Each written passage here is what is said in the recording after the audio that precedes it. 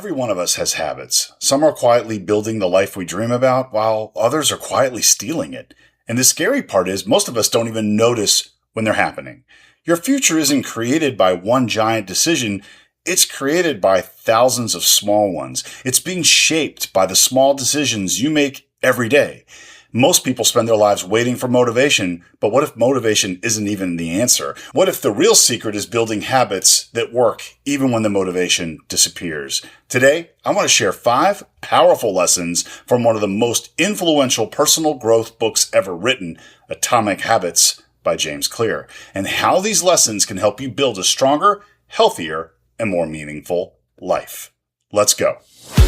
Welcome to another episode of the Leading Life Podcast, where we talk practical wisdom for leadership and life. I'm your host, Andy Zook, and I've learned that leadership is about how we show up for people, how we navigate change, and how we continue growing.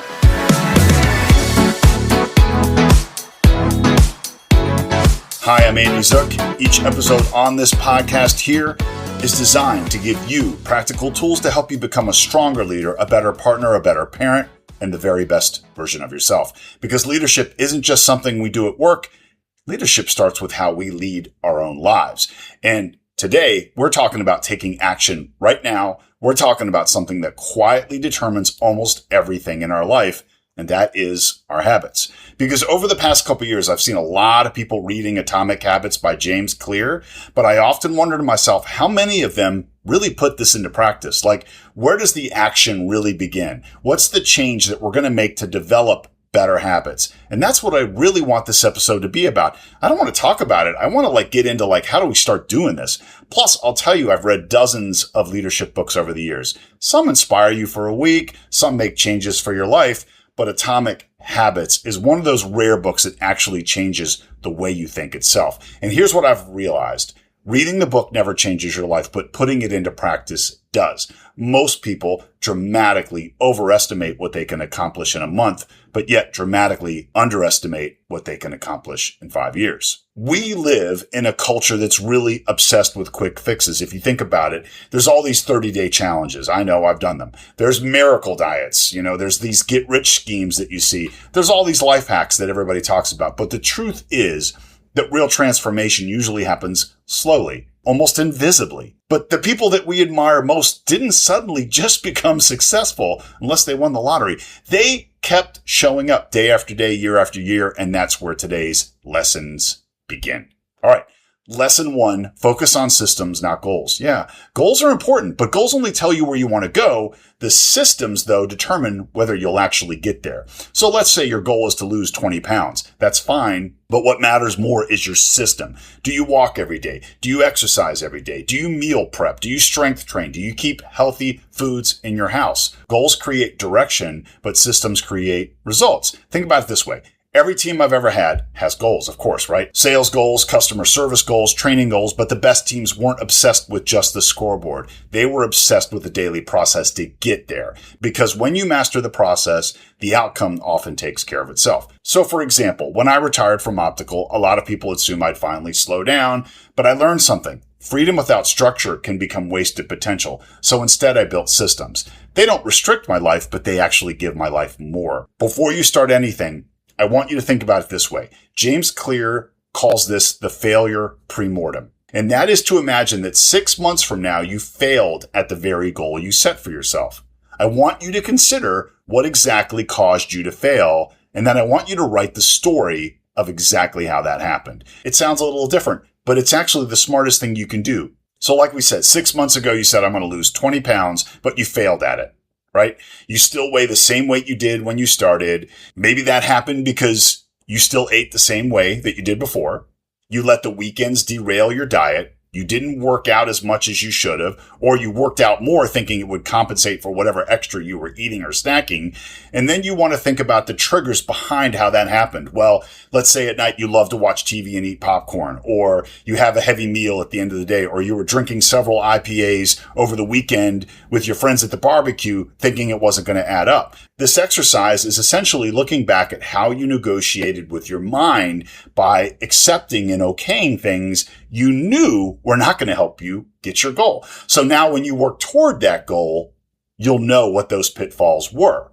I will tell you that my whole day really runs on a system, and I'm in no way saying that's the way to live, but it works for me. It runs pretty tight to a clock, even in retirement. So every day I want to make the most of the day. And of course I allow myself chill time, but goals are essential and systems are essential to get there. They remove the need to negotiate with yourself every morning. So ask yourself, what system do I need to build instead of the goal that I need to chase? That will do almost all of the heavy lifting for you. So I want you to write that down now. What is the system that you need to install and how important that is before necessarily thinking about just the finish line? What's going to get you there?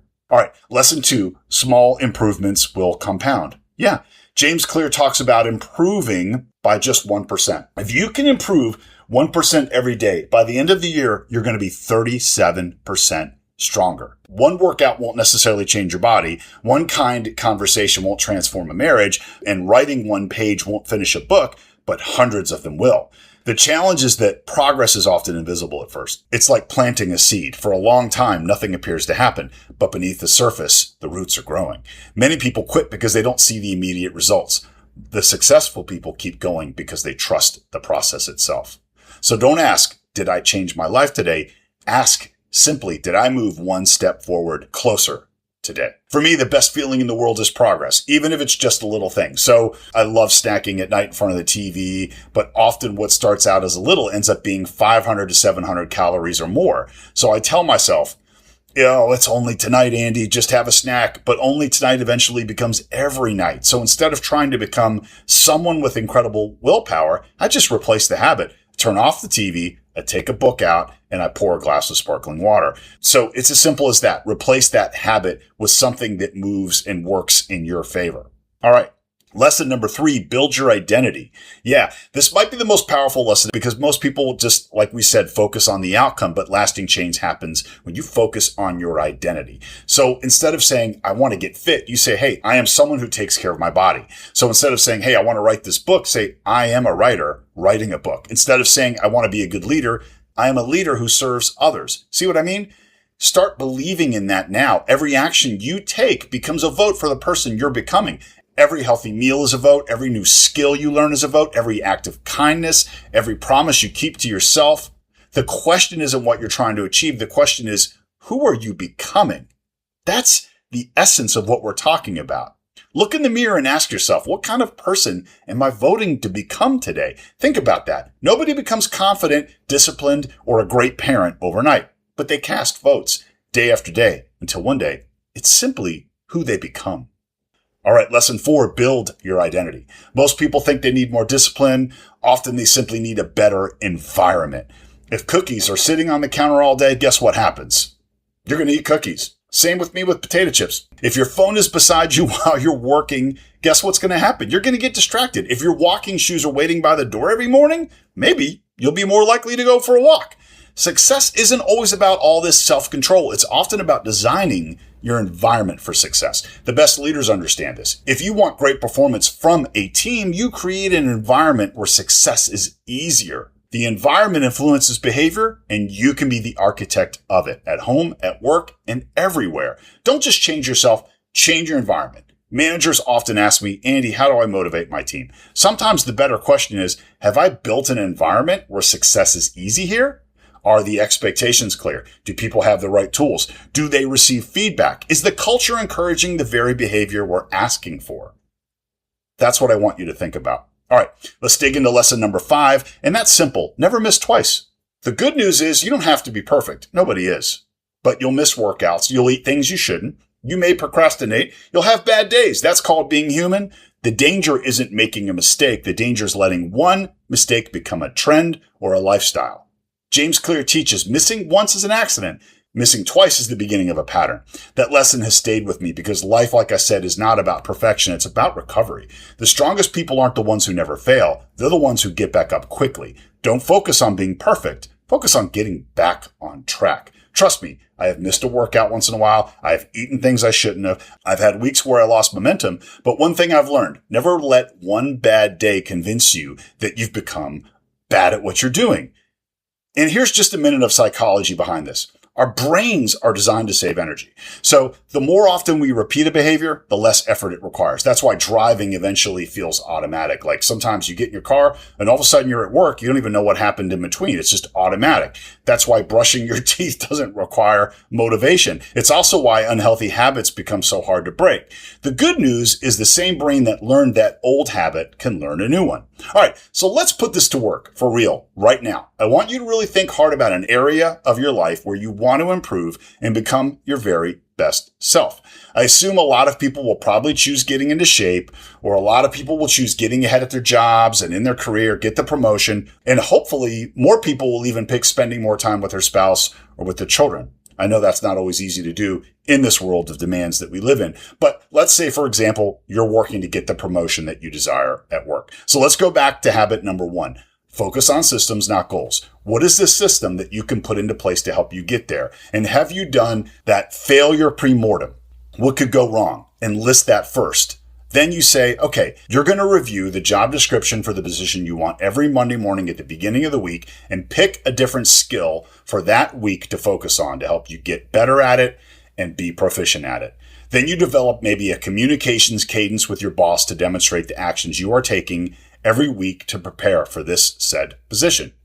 Habit number 2, small improvements compound. So you challenge yourself on the new skill sets you are learning and you work to improve 1% each practice. Hopefully you can find a mentor that's in that position already to help you check your progress and help coach you along the way. Habit 3, you build your identity. Well, what I would do, simply act as if you are already in the position you desire. No, I'm not saying walk around your department like I'm better than everybody here, but think mentally in terms of somebody in that position, because you'll start thinking in a higher level. If you want to work on the second floor of the building, start thinking like people who work on that second floor. All right. Habit 4, build your identity. Make your good habits work easier by avoiding distractions. You know, it's funny. I watch so many people that have so much potential at work in their careers, but they waste it on gossip, jealousy, and envy. They're worried about what everybody else is doing, that it distracts them from their growth. Put yourself in an environment where you avoid distractions. Maybe even on your desk, you've got leadership books and your journal where you write in daily how you're working on your goals. Make your good habits work easier by avoiding distractions. Habit 5, don't miss twice on this. You know, we're all going to get busy with tasks of the day, but do not let it derail you from your goal. Don't miss twice. Maybe last week was crazy. You had a lot of demands and deliverables, and you didn't get to review some of the things you're working on to build that skill set for the job you want. But don't miss this week. Or maybe you set aside time before work or after work or later in the evening where you can work on those things, but keep going. Don't miss twice. You miss 1 week, fine, but don't miss the next. That's really as simple as it is. So the bottom line is figure out what you want to do. Take action today. You know, as I look back on my own life so far, I realized that almost every meaningful accomplishment came from simple habits repeated consistently. It wasn't motivation or talent. It was habits. And here's what I want you to remember. The truth is that your future is being built right now. So tomorrow morning, you don't have to become a brand new person. It's just maybe starting with one healthy breakfast, one workout, one chapter, one difficult conversation, one act of kindness, listening better in your marriage, one promise to keep to yourself. Because extraordinary lives are rarely built by extraordinary moments. They're built by ordinary moments repeated with extraordinary consistency. So just win today, then do it again tomorrow, because small actions will create extraordinary lives. All right, so that is today's episode. And if this podcast made a positive impact on you, share it with someone who needs to hear it. And I'd truly appreciate a quick rating or review on whatever platform you hear me on. And don't forget to hit subscribe so you don't miss what's coming up next on the Leading Life Podcast. I'm Andy Zook. Remember, I want you to lead with purpose, live with intention, and keep becoming who you were meant to be. But most importantly, I want you to go out today and be the hero in somebody's story. All right? Start on those goals, start with those systems, make it happen. I will talk to you on the next episode. Take care. Bye.